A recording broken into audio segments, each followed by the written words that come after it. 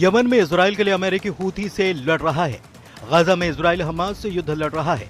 Lebanon में Israel की Hezbollah से लड़ाई जारी है। इसके साथ साथ अब इजराइल ने सीरिया में हमले शुरू कर दिए हैं। तो क्या इजराइल अमेरिका एर्दोआन से भिड़ने के लिए तैयार है?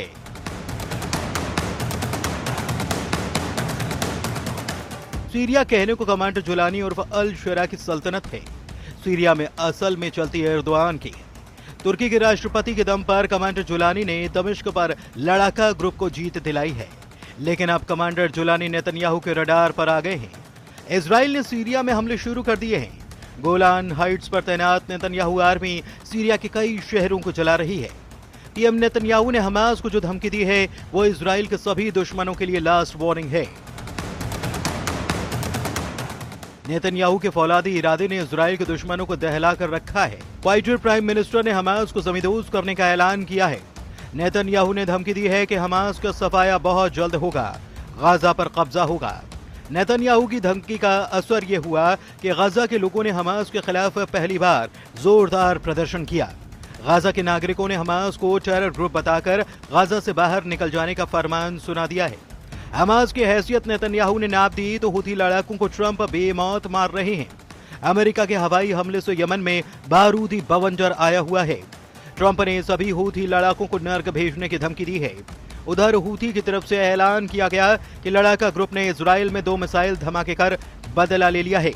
हूथी ने इजराइल पर जुल्फिकार और फिलिस्तीन 2 मिसाइल से हमले का दावा किया है। उन मजलूम फिलिस्तीनी लोगों के समर्थन में और उनके बहादुरी के साथ एकजुटता में हमारी मिसाइलों ने इजराइल के शहर जाफा में बेन गुरियन हवाई अड्डे को निशाना बनाया। इसमें एक जुल्फिकार और दूसरी हाइपरसोनिक फिलिस्तीन 2 मिसाइल थी। हमारा ऑपरेशन कामयाब रहा। हूथी के धमाकों से नेतन्याहू बेफिक्र हैं। ईरान के समर्थक हूथी लड़ाकों से अमेरिका निपट रहा है, इसलिए इजराइल ने नया मोर्चा खोल दिया है। इजराइल सीरिया में घुसकर बेहिसाब बारूद बरसाने लगा है। अब ऐसे में सवाल उठ रहा है कि क्या सीरिया में इजराइल और तुर्की का युद्ध फाइनल है? एर्दोआन की धमकी तेल अवीव में एटम बम फटेगा? क्या इजराइल तुर्की को उड़ा देगा? हूथी के बाद एसटीएस लड़ाकों पर फटने लगा ट्रंप का बम।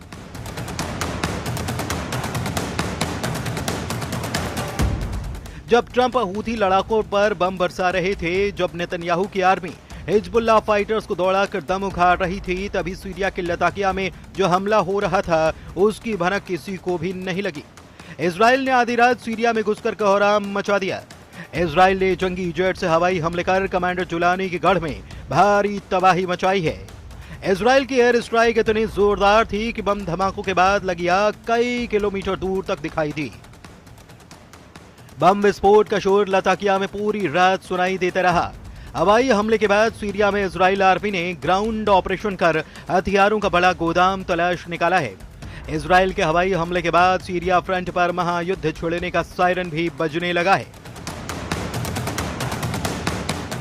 सीरिया में इजराइल की टक्कर तुर्की की सेना से तय मानी जा रही है।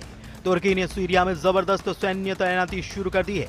कमांडर जुलानी कई लड़ाका ग्रुप और कुर्द फोर्सेस के साथ इजराइल से युद्ध के लिए तैयार हैं।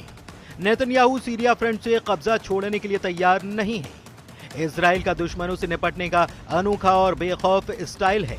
इजराइल दुश्मनों को बर्बाद करने तक नहीं रुकता, लेकिन सीरिया में इजराइल को लड़ाका ग्रुप के साथ महाशक्तिशाली देश से भी टक्कर लेनी पड़ सकती है। वजहें आगे जानेंगे। पहले इजराइल ने लेबनान में जो बारूदी तांडव दिखाया उसके भयानक वीडियो देखिए। लेबनान के टायर सिटी में इजराइल ने ड्रोन अटैक किया। हिजबुल्लाह के वॉर हेडक्वार्टर पर बमबारी कर इजराइल ने बड़ी कामयाबी हासिल की है। आगे दक्षिणी लेबनान के टायर में ड्रोन से मिसाइल दाग कर हिजबुल्लाह के टॉप कमांडर को मार डाला। इजराइल डिफेंस फोर्स ने बताया कि मारा गया टॉप कमांडर रादवान फोर्स का बटालियन कमांडर अहमद अदनान बाजीजा है। अदनान बजीजा जब मारूद के करीब डेर दघैया में गुप्त ठिकाने पर पहुंचा तो उसे मिसाइल से उड़ा दिया गया। नेतन्याहू आर्मी की ताबड़तोड़ हमले युद्ध विराम समझौते के बाद भी जारी हैं।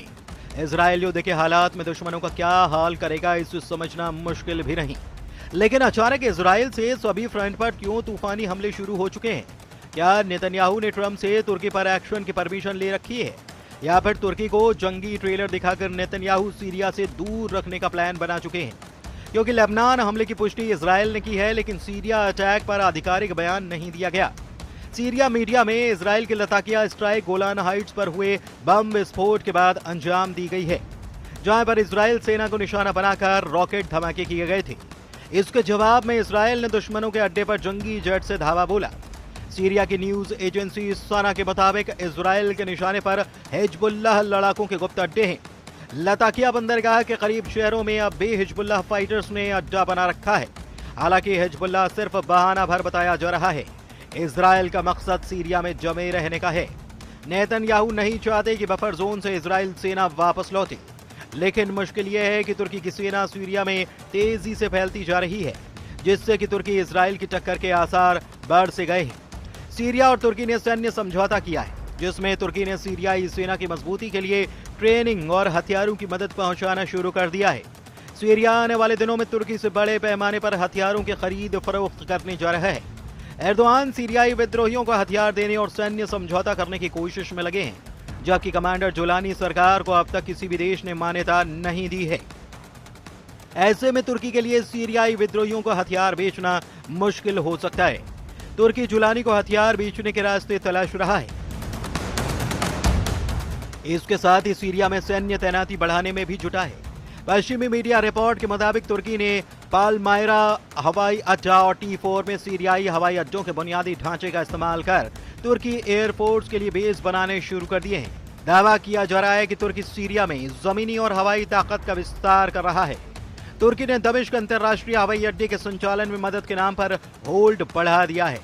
इसके अलावा उत्तरी सीरिया में सीरियन नेशनल आर्मी पर तुर्की ने पकड़ मजबूत बना ली है। कुर्द फोर्स को पहले ही एर्दोआन अपने पाले में ले चुके हैं। तुर्की के राष्ट्रपति की सभी चाल पर इजराइल ने बारीक नजर बना रखी है। इसलिए वक्त बेवक्त सीरिया में इजराइल बारूदी धमाके कर अपनी मौजूदगी का एहसास करा रहा है। प्रेसिडेंट ट्रंप ही सीरिया में तुर्की की दखल अंदाजी से खफा है। अमेरिका ने सीरिया में साइलेंट ऑपरेशन ऑन कर रखा है। अगर नौबत इजराइल तुर्की युद्ध की आई तो अमेरिका क्या करेगा, ये दुनिया जानती है। सुपर पावर से मिले बैकअप से ही इजराइल 7 फ्रंट पर दुश्मनों पर भारी पड़ रहा है। यानी कि इजराइल से जंग शुरू होते ही तुर्की को अमेरिका से भी भिड़ना होगा।